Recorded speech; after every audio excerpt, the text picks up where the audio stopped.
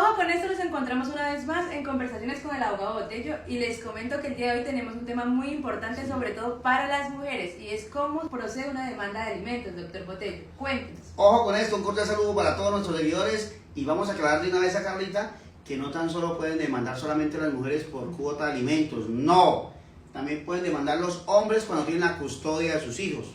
A ver, ¿qué es la demanda de alimentos? Es una facultad legal que dejó el legislador en beneficio de aquellos padres que tengan la custodia de sus hijos para hacer valer sus derechos.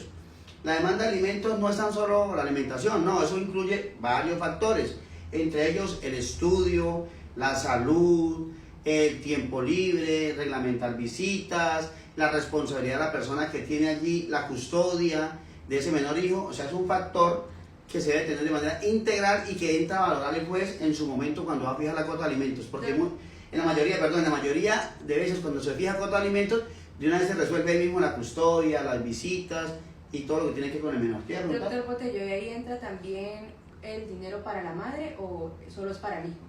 No. ¿O el padre? Una cosa es cuota de alimentos para los menores, otra cosa es cuota de alimentos para la cónyuge, que es diferente, o cuota de alimentos para los padres, que es diferente y también los hay. El día de hoy nos vamos a enfocar en la demanda de alimentos para los menores. Entonces, recordar, primero, que hay un requisito de procedibilidad. Usted no puede llegar a iniciar la demanda de alimentos directamente ante el juez, no. Tiene que ir ante el conciliador, allí, que puede ser un conciliador privado, es decir, un centro de conciliaciones, puede ser bienestar familiar allí atrás de un comisario de familia o una comisaria de familia, o a su vez ante el mismo juez. La demanda por naturaleza se presenta ante el juez de familia. Ahora, en aquellos municipios donde no hay juez de familia, solamente está el juez promiscuo, él también conoce de dichos procesos. ¿Qué se debe presentar en esa demanda? Se debe presentar requisitos tan básicos como es el registro civil de nacimiento de ese menor hijo, donde demuestre que esa madre o ese padre quien vaya a demandar esté legitimado para actuar. A su vez, recordemos, se debe sustentar los gastos del menor hijo, es decir, si está estudiando, si aparte de eso, si tiene alguna patología, se debe llegar también la clase social donde vive, se debe mirar o soportar o justificar los gastos del menor. ¿Para qué? Para que la cuota sea una cuota representativa. Y esa cuota de alimentos se va a regular de acuerdo a lo que gane el padre o a su vez el patrimonio que tenga. Adicional a ello, esa cuota de alimentos se va a distribuir en el número de hijos. Ejemplo, si el padre gana 2 millones de pesos y tiene un solo hijo y la madre de ese hijo lo está demandando por cuota de alimentos, le puede pedir hasta el 50%, hasta el 50%. Ya el juez entra a discreción, mirar si le fija el 35, el 40, el 45 o el mismo 50. Por eso la importancia que debe mostrar los gastos de ese menor hijo.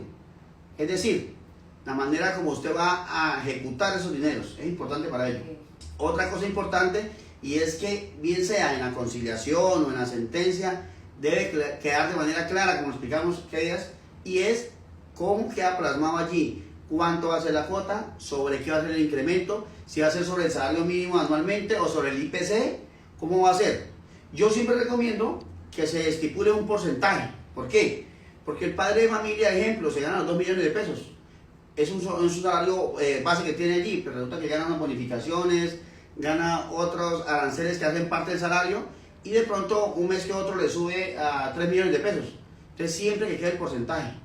¿Qué pasa si no se queda el porcentaje, no se fija? Pues si no se fija el porcentaje, pues queda abierto y no se concluye o no se cumple el objeto de presentar la demanda de alimentos. Debe de quedar el porcentaje, es decir, lo que se regule, o en su ausencia el porcentaje debe quedar estipulada una cuota permanente. Ejemplo, que el padre de familia le pasará mensualmente 500.000 pesos, que adicional 2 cuotas extraordinarias, importante que quede ahí pedirlas, para vestuario. A su vez, que el 50% de los gastos de educación. Entonces, ¿qué pasa? Cuando venga la época de matrícula, de comprar libros, uniformes, pida factura y muéstrase al padre de familia y él tiene que asumir el 50%. Que el 50% de gastos de salud, pero es que lo tengo afiliado a la EPS, sí, pero si el POS no le cubre, es el 50% de lo que no le cubra, le corresponde también al padre obligado a pasar alimentos. Es importante la claridad. Bueno, ¿qué otro documento se presenta allí para darle trámite a esa demanda de alimentos? Recordemos haber conciliado, recordemos presentar allí el escrito, la solicitud de demanda donde usted cuenta los hechos, a esos hechos le llega la prueba del registro civil de nacimiento de ese menor hijo, a su vez lugar de notificaciones del padre que está siendo demandado, el lugar de notificaciones de la persona demandante, tanto electrónicas como las físicas. Copia de la cédula de las dos partes. Si la persona está trabajando, recordemos que debe llegar una certificación de los ingresos. En caso que haya oficiado una petición y no la haya contestado el empleador, esa petición usted puede llegar a ese escrito dentro de la demanda como una prueba y le pide al juez que requiera al empleador para que certifique cuánto gana. Es importante para que la demanda se vaya de una manera transparente, porque muchas veces también las mamás piden cifras exorbitantes de cuota de alimentos y el padre solamente se gana el salario mínimo o gana 2 o 3 millones y piden 5 millones de cuota porque es que mi hijo gasta eso. No, tiene que haber un equilibrio y hay que demostrar realmente cuánto gana ese padre o esa madre. Recordemos, puede demandar el padre o la madre. Doc, y en dado caso de que el padre no cumpla, definitivamente. A ver, si no cumple, recordemos, hay dos acciones, perdón, hay tres, hay una nueva.